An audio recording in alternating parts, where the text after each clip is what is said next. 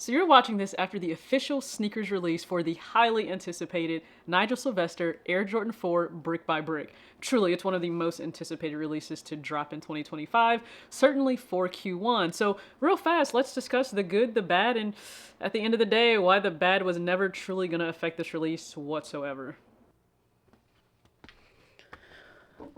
Okay, so let's talk about the good with the brick by brick release because one, Nigel Sylvester feels like a refreshing breath of air.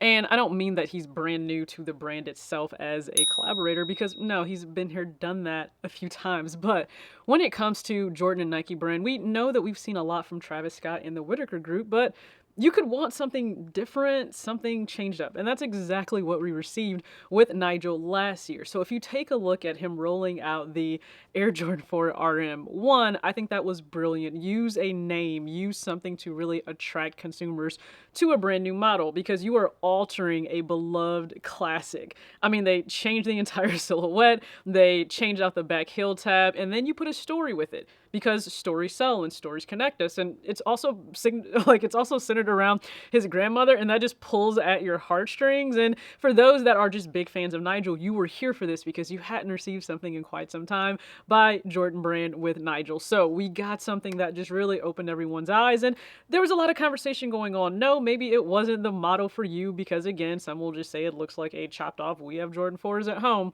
I get it and I respect it, but nonetheless, when it came to both the green and the gray colorway, people were certainly tuned in, and that's what you want. You want conversation occurring because that was the teaser. The real thing, the real attraction, it had to be the Air Jordan 4 brick by brick. And we were already seeing this last year, right? He was teasing this, and I think they've delivered on any and everything. I've already spoken about the marketing.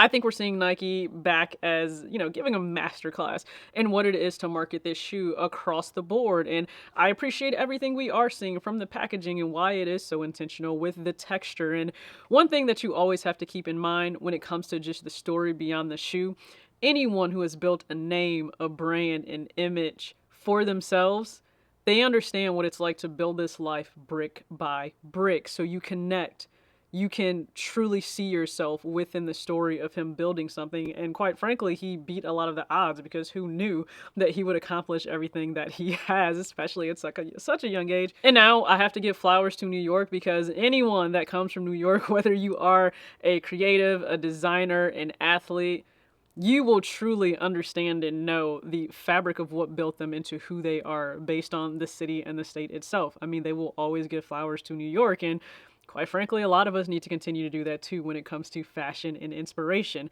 I mean, from ciphers by both Queens and Harlem artists, we've all been drawn in to this release. So I think there is so much good circulating around it, but just like you have good for a release, you can also have some not so good, a little bit of bad.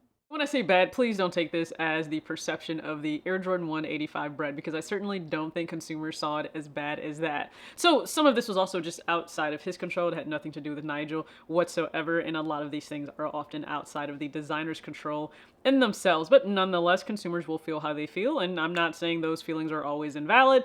Quite often they do make sense, but it is just the game. So we'll start with the train heist, the heist that we heard about, I guess, 2 months after the fact, where specifically, that very special number of like 1985 potential Air Jordan 4 brick by bricks were stolen. Again, did it just add to the allure, the buzz, and the conversation happening around this sneaker? It absolutely did. Did it change anything in terms of it still being highly anticipated? No, quite frankly, it probably just heightened that because if there are less pairs perceived in circulation, then you're gonna go ahead and increase the FOMO. Everybody's gonna want them. Well, actually, sidebar, let's talk about the truth that some people actually don't want these, and that's okay. I know you may have others comment, you're crazy, there's no way that you can't be into this sneaker. What do you mean you don't want the potential sneaker of the year? It's okay if you didn't want this shoe. I've seen in comment sections where people are like, what's so special about it? It's an all red Jordan 4. And I think it is fair to say that if Nigel's name wasn't attached to it, would you yourself want this if Jordan Brand put out their own GR release of just an all red Air Jordan 4? You can go ahead and comment your thoughts below on that, but I have no problem with people not wanting this. To be truthful, it's nice to see that people can go ahead and not just succumb to the hype. If you really don't like something, you really don't like it. That's fine. No, a pop-up is a stellar idea. You create even more excitement. There is that in-person interaction and connection that you have within sneakers, and that's something that is really appreciated within sneaker culture. People want more of that back, and brands are trying to give us that in 2025. Certainly Nike and Jordan are. They're getting people outside, but again, that's about perception. So if the pop-up doesn't go as accurately as people perceived that it would be, yeah, then you may face some backlash because was it a stash? Was it an actual friends and family get together where you could walk out with 10 plus pairs and not to mention the apparel? While some people didn't actually get a chance to walk away with their own personal pair. Maybe they got apparel, but at the end, some just didn't get what they came to get. And it's also still winter technically. So it's not like it's a really nice temperature outside, okay? So if you stood out there and you didn't get what you hoped to acquire at this pop-up, then I can imagine you weren't in the happiest of spirits. While on the flip side, there were others who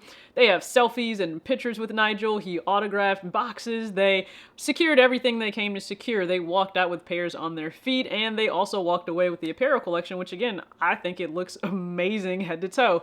But again, that could cause some backlash in terms of this, and I honestly get it. Okay, you want this experience to be everything you hoped it would be in your mind, and when it doesn't go your way, are you upset? See why some people don't wait in lines for sneakers anymore? You hope for the best. But of course, if it just doesn't go your way, that blowback comes to the actual brand, whoever set up the entire production of it, and then the creator is associated with it, so it can come back on them. That's not the greatest thing, but it's true. And now we get to the backdooring. Oh, I'm sorry. The backdooring skit that we saw all online. I'll just go ahead and put it up here so you can check yourself. Yeah, one, I hope people understand, at least I don't perceive this to be anything more than just a skit because, I mean, the production was in 4K quality and it's crazy because whenever we get early looks, we can never get this kind of quality. It always still looks like it's taken on a potato versus like a modern day phone. So at least we received 4K visuals for this backdooring that occurred. Now, do you have some consumers that already think and suspect and assume that backdooring is happening? Absolutely, and you're not going to necessarily get away from that happening. It is real. It does occur. But do I think that this was necessary at all to continue to add to the FOMO and the hype and the anticipation of this release? I don't. I don't think this needed anything silly or goofy extra added onto the drop. People were already vested in wanting this shoe, so just stop while you're ahead. This always seems to upset people because they aren't truly listening when I say who cares. It's not to say that absolutely positively nobody cares about the things that they feel have affected them in a way that is not really advantageous and it doesn't feel good. Truly, those people care. If you take an L, you will care.